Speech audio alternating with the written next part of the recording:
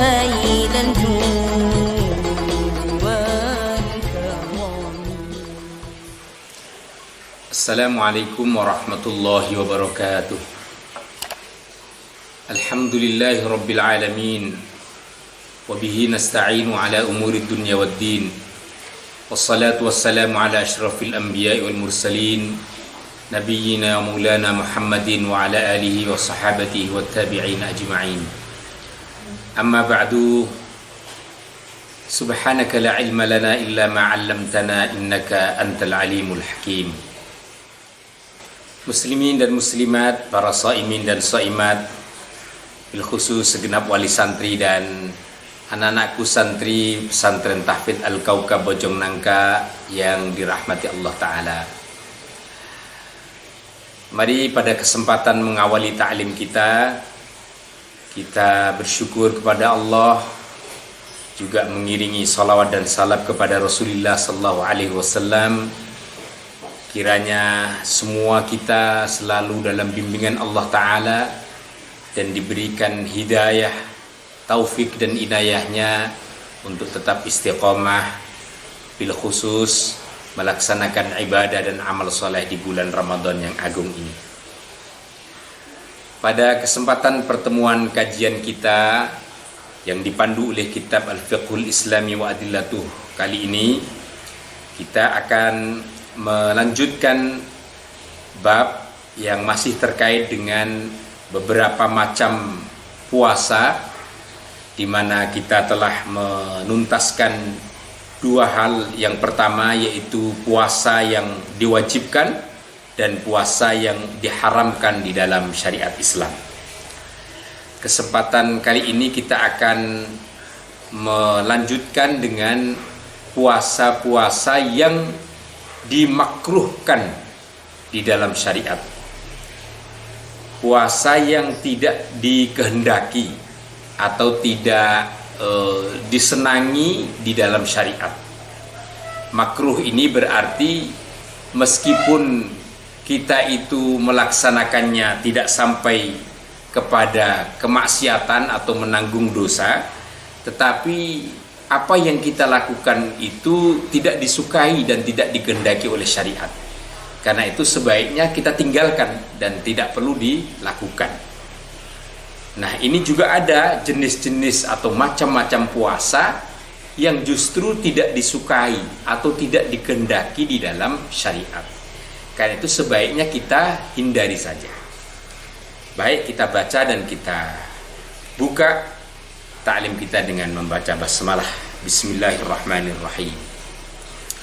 Wan naw'u tsalits, dan macam yang ketiga, puasa itu adalah as-saumul makruh, puasa yang dimakruhkan. Wa huwa ka saumid dahri. Puasa yang makruh itu seperti puasa yang dilakukan dalam sepanjang 1 tahun penuh, tidak ada henti. Jadi 1 tahun tidak ada lagi jeda waktu atau hari yang dia memang tidak berpuasa. 1 tahun penuh melakukan puasa dan tidak ada berbuka sama sekali. Jadi hari-harinya diisi dengan puasa. Tentu beda dengan puasa yang disebut dengan puasa Daud, yang biasanya 1 hari puasa, 1 hari dia berbuka atau tidak melakukan puasa. Nah, yang dimakruhkan ini yang 1 tahun penuh dia melakukan puasa tanpa ada hari lain yang dia tinggalkannya. Yang kedua, puasa makruh juga dihukumi oleh para ulama, wa ifradi yaumil jum'ati bis-shaumi. Puasa yang memang mengkhususkan pada hari Jumat saja. Jadi ambil kalau setiap hari Jumat saja dia puasa.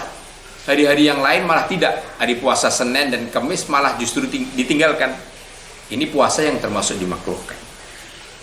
Wa ifrad yaumis sabti, atau melakukan puasa hanya pada hari Sabtu saja.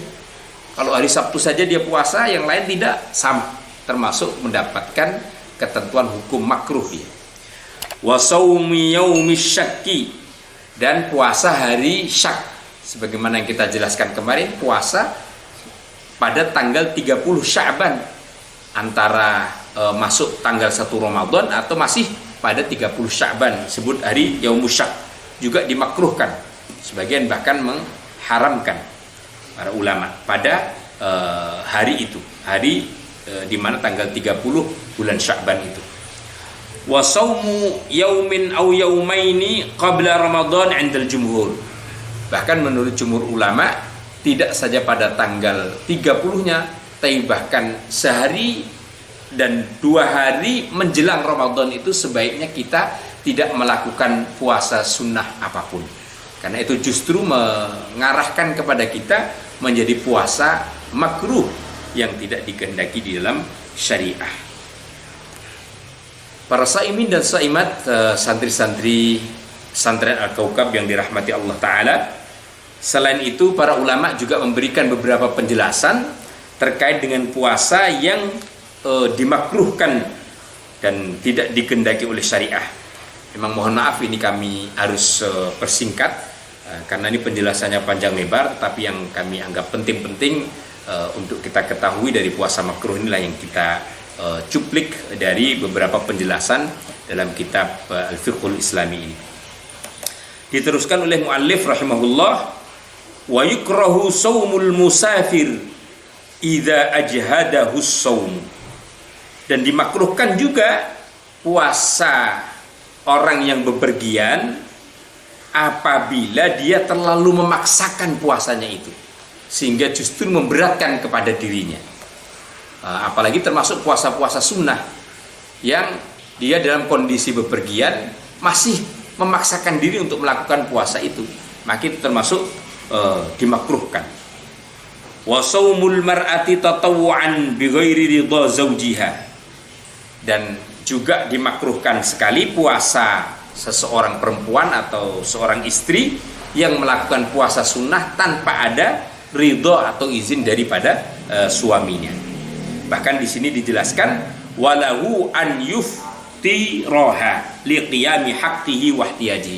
Dan bagi sang suami bisa meminta untuk puasa sunnahnya sang istri tadi dibatalkan kalau dia menghendaki ada hajat yang memang mendesak untuk ditunaikan kepada istrinya. Beberapa hal di sini dikatakan illa an yakuna maridun aw shaiman au muhriman bihajjin au umratin. Kecuali kalau memang suaminya dalam kondisi tidak punya hajat yang mendesak. Misalnya dia dalam kondisi sakit, atau suaminya juga sedang dalam puasa, atau dia sedang ihram, maka tentu sang istri diperbolehkan dan dimungkinkan melakukan puasa sunnah meskipun tanpa ada izin daripada sang suami. Nah, kemudian beberapa puasa yang dimakruhkan juga dalam syariat di sini dijelaskan, wa yukrahu aidan, dan juga dimakruhkan melakukan puasa yaitu saumul maridi, puasanya orang yang sedang sakit. Dia akan sakit, mestinya harusnya dia rehat, istirahat dan mengembalikan staminanya supaya sehat dan sembuh, malah dia puasa. Nah, kecuali kalau dengan puasanya dia bisa malah sehat, ya tidak apa-apa, dianjurkan. Tetapi kalau dia dalam kondisi sakit, maka dia dimakruhkan melakukan puasa sunnah, bahkan juga puasa wajib sekalipun. Wal musafiri, dan puasanya orang yang berpergian. Wal hamili wal murdi'i, dan puasanya perempuan yang hamil, puasa perempuan yang sedang menyusui. Wasyaikhil kabiri, dan puasanya orang yang sudah lanjut usia sekali, dengan catatan ini tadi semua idza khafu, kalau mereka semua, yaitu orang yang sakit, orang yang bepergian, perempuan yang hamil dan menyusui, serta orang yang sudah lanjut usia tadi, khawatir masyaqqatan syadidah, terjadinya masyaqqah, yaitu sesuatu yang memberatkan sekali kepada dirinya. Sudah tahu dia orang yang sudah sepuh, kalau puasa dia memang benar-benar akan terasa berat, mungkin menahan dahaganya, menahan laparnya sudah tidak kuat, apalagi kemudian terganggu lambungnya dan pencernaannya, dia masih memaksakan puasa. Ini yang kemudian dimakruhkan di dalam Islam.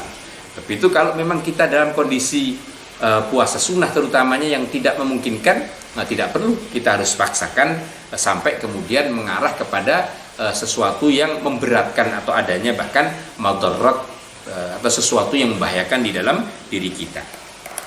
Bahkan di sini ulama menyatakan waqad yahrumu saumuhum idza khaful halak au talaf adwin bitarkil ghadai.